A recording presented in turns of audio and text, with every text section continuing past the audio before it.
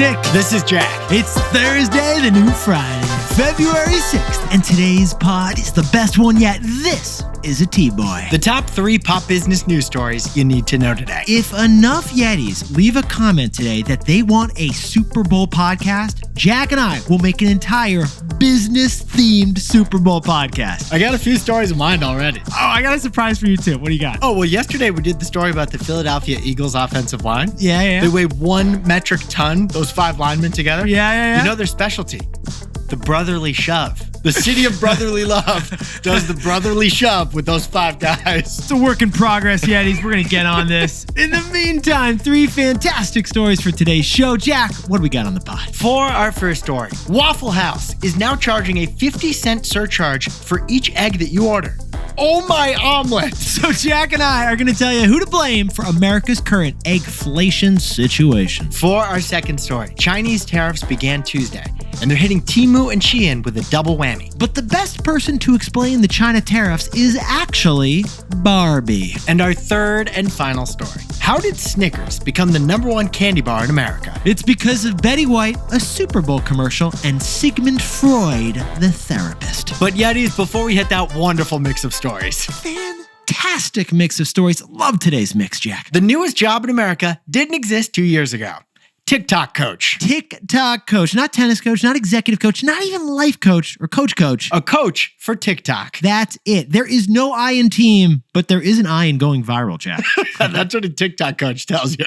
Get this, Yetis. CEOs are hiring TikTok coaches to help them sell on social media. Or to figure out how to handle a selfie at that perfect 37-degree angle. According to NBC News, one water bottle entrepreneur hired a TikTok coach. At the time, she had 0 followers. But that coach trained her on how to strategically post at the optimal time 3 points during the day. And the results were insane. Now she has 80,000 followers, a deal with Target to sell her product, and an appearance on the CNBC TV show Shark Tank. Her TikTok coach turned her into a TikTok pro. Now, Coach TikTok won't make you run sprints. No, they make you record hook lines. Coach TikTok doesn't make you do push-ups. No, they make you do CTAs. And Coach TikTok doesn't yell at you from the sidelines. No, Coach TikTok will yell at you from behind a ring light. The only coach we didn't expect is the most viral one. The TikTok coach, whistle not included. Unless the algorithm wants that, Jack. Yetis, let's hit our 3 stories. 15 years before this song, 2 boys from the Northeast met in the dorm. They had an idea that caused a cultural storm. It's the best one yet, but the best is the norm. Jack, Nick, that's it. I don't even think they need to practice. 50%, that's a fat tip. T-Boy City on your list. If you know, you know, cause we ready to go. We can't wait no more, so just start the show. Start the show. For our first story, Waffle House is taking a stand on the crazy high price of eggs by adding an egg fee. With egg prices close to a record high, we'll tell you who's really to blame.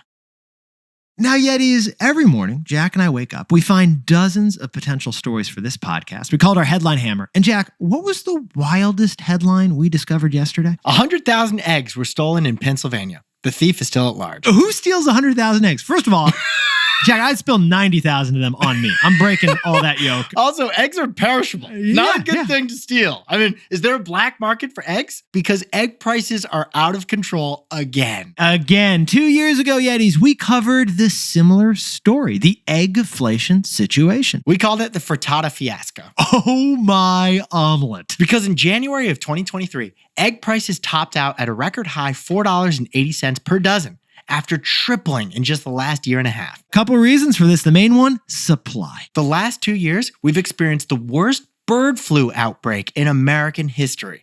Farmers are having to kill 1 out of 7 egg-laying hens in America. Well, that bird flu that spiked in 2022, it's spiking again right now. Supply issue. Yeah, it's tragic, Nick. Farmers are slaughtering their entire flock to limit the spread of bird flu.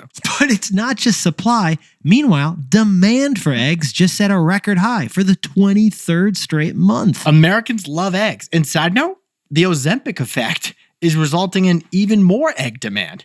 People on Ozempic love eggs. It's like a light, lean protein. Well, you add it all up, and egg prices are about to tie an all-time high set in 2022 at $4.80 a dozen. But the USDA expects the price of eggs to increase another 45% this year. because of bird flu. At this point, you don't put caviar on your eggs. You put eggs on your caviar. But Nick, all the prices we've been discussing so far, $4.80 per dozen, that's the wholesale price of eggs. Right. Like the average restaurant is paying $7.79 for a carton of eggs. Which is up from $3 last year. And at Whole Foods, they're selling eggs for $11 a dozen. The farmer's market in San Francisco, they take your children if you want eggs. That's the trade they make. For Valentine's Day, Jack, I'm just making Molly an egg. Oh, that's your fancy display of love? Yeah, it's a candle. And an egg.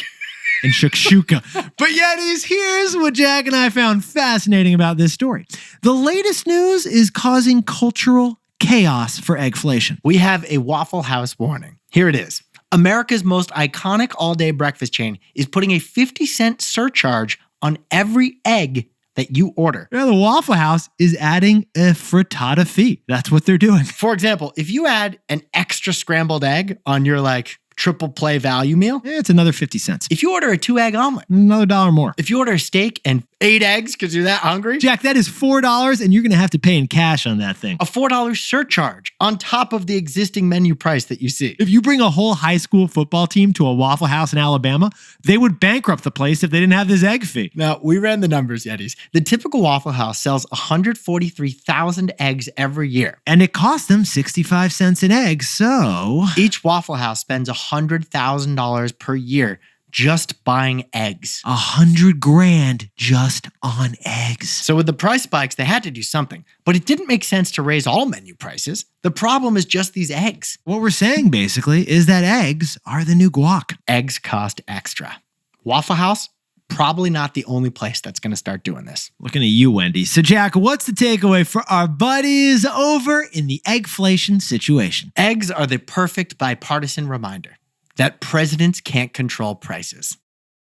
Yetis, this isn't a political story. It's actually a fantastic economic reminder for all American citizens across the political spectrum. Because under every president, there's one price that we freak out about and we blame the whole administration for it. One price that reflects inflation. Like with President Biden, he got blamed for high gas prices, but the president doesn't control gas prices. No, they don't. The OPEC oil cartel controls the supply of oil, and the world economy controls the demand for oil. Well, now we've got high egg prices, so many are going to smirk and blame President Trump. But just like with oil, the president can't control egg prices. It's totally beyond his control. In fact, no executive order can fix a devastating bird flu epidemic, or change our appetite for eggs, or force Waffle House to kill the frittata fee. There's some prices, we should say, that government policy can influence. Prescription drugs, for example. But when it comes to commodities and food, Egg-flation serves as a fantastic economic reminder. Presidents don't control prices.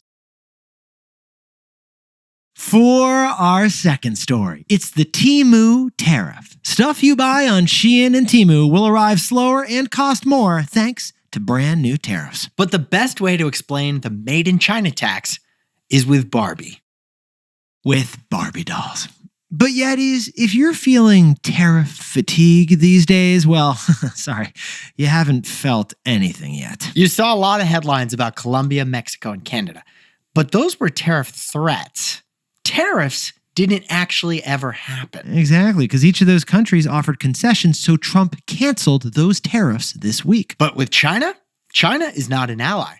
And they're a much bigger and stronger economy that's less likely to cave to President Trump's demands. So on Tuesday, real actual tariffs went into effect against China, and they're happening right now. Now, the very next day, China retaliated with tariffs of their own on Made in America goods. In fact, Beijing even threatened to investigate Apple because they use Chinese factories for iPhone production. And what President Xi wants, she gets. So Trade War II has begun between the US and China. But Yetis, if you're procrastinating on your phone doing a little online shopping right now, you may already experience the China tariffs that came into effect on Tuesday. Because those tariffs already hit Shein's cute tops and Temu's coffee mugs. Shein and Temu, Yeah. the real-time, super cheap shopping apps that have taken over America. Yeah, one sec, Jack, while I buy this $3 tankini and $2 pineapple pool float over on Shein. If you're buying something on Shein, shoppers are actually going to experience a double whammy thanks to this tariff news. And now, full disclosure, Jack buys his toilet paper on Temu. So this is already hit him hard. It's a personal story. I really don't take good care of my butt. But Trump's China tariffs also happened to close a loophole related to these two startups. It's the de minimis loophole, and here's what it is.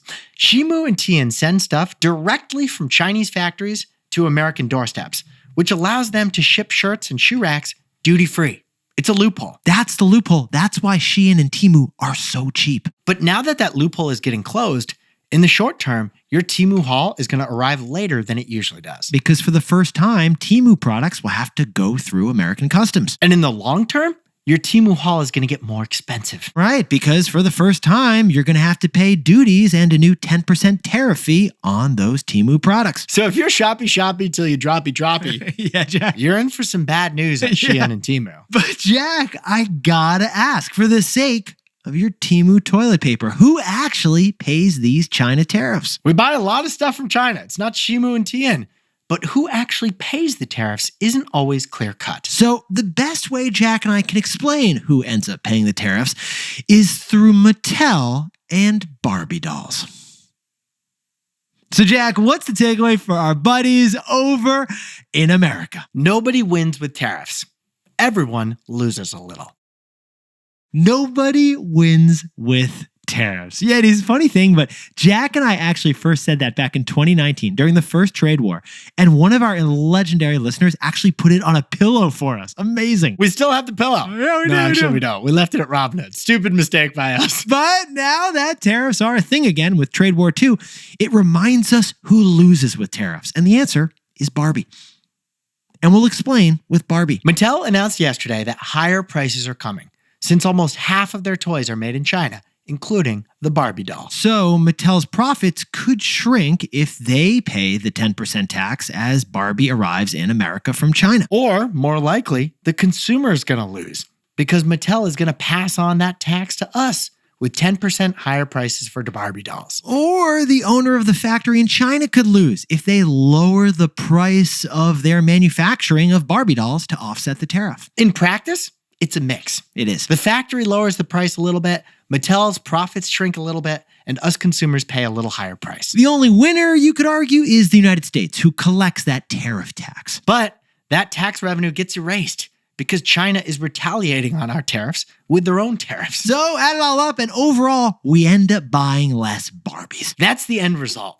Less Barbies get made and less Barbies get bought. And that's how tariffs affect the economy. Because nobody wins with tariffs. Everybody loses a little. Put that on a pillow. Again. Hey Yetis, if you're a bestie, take a sec and hit that subscribe button. And like this video while you're at it. If you leave a comment, by the way, we'll read it. For our third and final story, as the Super Bowl approaches, Jack and I found the most successful Super Bowl commercial ever. Here's how 15 years ago, Snickers used Betty White to sell candy bars to insecure men. We call it the therapy strategy.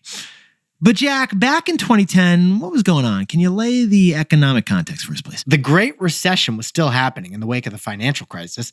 Apple had just launched the iPad after the success of the iPhone. Yeah. And you and I were close to graduating college. We were still in our roommate era. Yeah, it was an economic feat. Well, for Snickers, 2010 was a bad year. What is a nougat? Nobody knows. Nobody knows. But sales of Snickers, they'd hit an all-time low back in 2010. This is a weird stat we found. Back then, half of Snickers buyers wouldn't buy a Snickers the following year. So basically the candy bar was getting crushed. Well, to fix that problem, for the 2010 Super Bowl, Mars decided to throw a Hail Mary. Mars, the parent company of Snickers, spent $2.5 million on a 30-second Snickers Super Bowl commercial. And now you may have heard this, Yetis. You've definitely seen it. We'll play a little clip for you.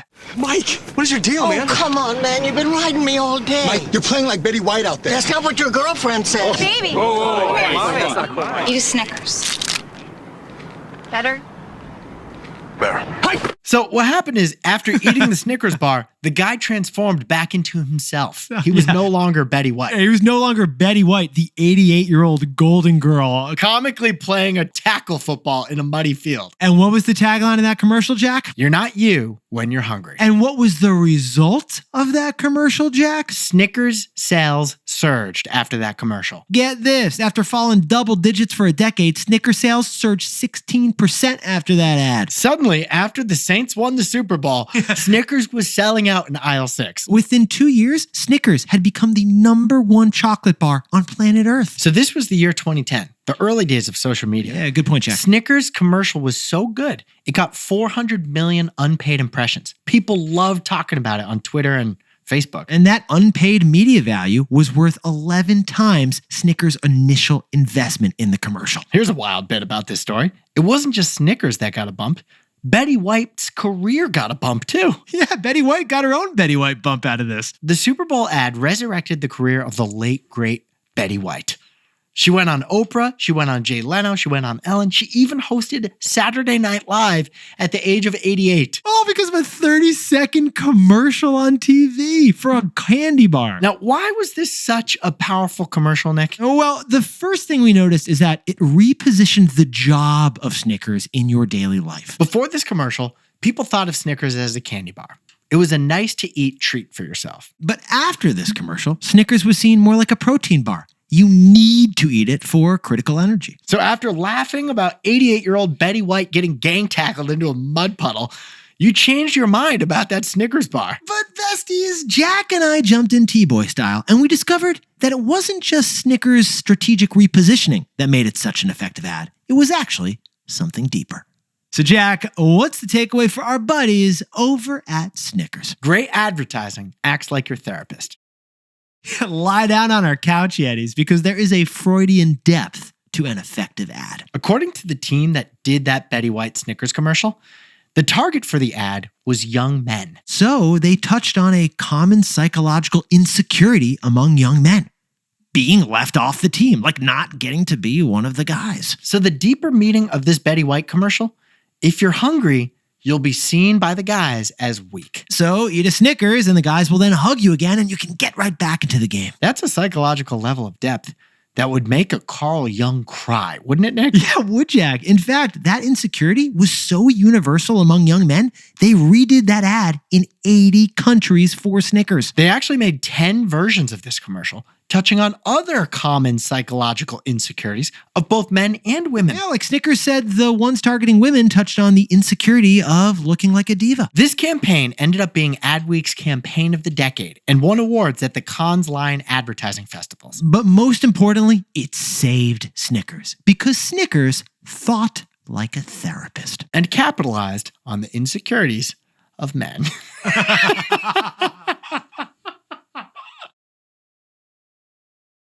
Jack, could you whip up the takeaways for us for the new Friday? Waffle House is reacting to the Egg-flation situation with a 50-cent per egg surcharge. But who's at fault? It's bird flu's fault. Presidents don't control prices. For our second story, Shein and Temu prices are set to rise and shipping is going to take longer because of the new Made in China tax. Remember what Barbie taught us. Nobody wins with tariffs. In practice, everyone loses a little. And our third and final story. Snickers had the best Super Bowl commercial ever 15 years ago, and it starred Betty White. The Betty White bump. It was so effective because the commercial strategy was therapy. But Yetis, this pod's not over yet. Here's what else you need to know today. First, the DeepSeek scare isn't affecting AI companies in America with big spending plans. The big tech companies all announced earnings in the last week or two. Microsoft is spending $80 billion on CapEx this year. Google is spending $75 billion on AI splurges. And Meta is spending $65 billion. They're all still craving NVIDIA's expensive chips. And second, fewer Americans are quitting their jobs. It's the highest level of loyalty at work since pre-pandemic. In 2022, the peak year of the Great Resignation, 50 million workers quit their jobs in America. But what about this last year, Jack? Only 39 million people quit their jobs. It's the lowest level since 2020. It's the great gonna stay at my job.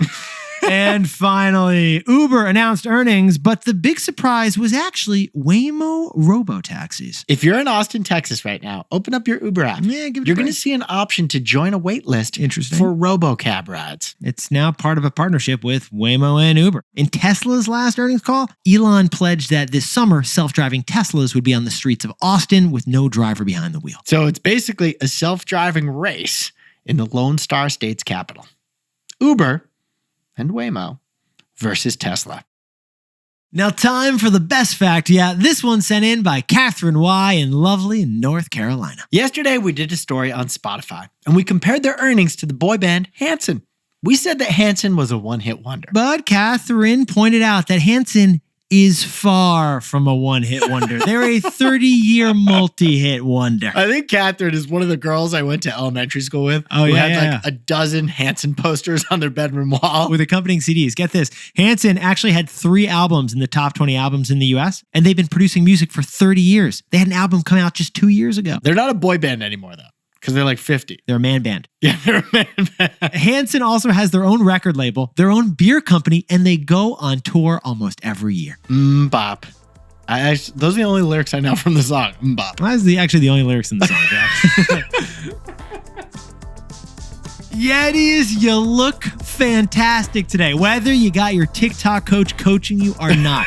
The best way you can help grow the show is a couple things. First, tell a buddy, HYHTBOY. Have you had the best one yet? Second, tell yourself there's no I in team, but there is an I in viral. And then drop us 5 stars because that TikTok coach would like you to do it. Nick and I will see you tomorrow. Can't wait.